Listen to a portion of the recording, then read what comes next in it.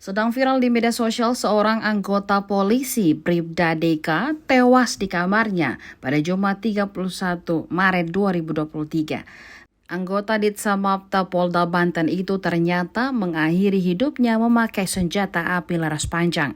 Kronologi detik-detik tewasnya anggota polisi itu diungkapkan sang tetangga Yitno. Menurut Yitno, dirinya mendengar suara ledakan yang dikiranya hempasan pintu. Hanya saja tak lama ia mendengar suara ibu korban berteriak minta tolong.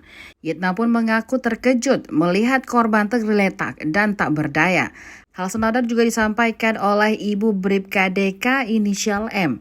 Wanita Parubaya itu mengaku mendengar suara ledakan. Namun awalnya mengira asal ledakan dari petasan warga sekitar lingkungan tempat tinggalnya. Dijelaskan Sambungda, Bribka Deka melakukan aksinya itu usai sahur. Hanya saja Bribka Deka hanya sahur dengan air putih saja. Sementara kabar tewasnya Bribka Deka dibenarkan oleh Kabid Humas Polda Banten Kombes Pol Didik Haryanto. Ia mengatakan Bribka Deka tewas lantaran mengakhiri hidupnya sendiri. Namun hingga kini belum diketahui alasan Bribka Deka menembakkan senjata laras panjang ke tubuhnya. Hingga kini pihak berwajib masih menunggu hasil otopsi dan penyelidikan lebih lanjut.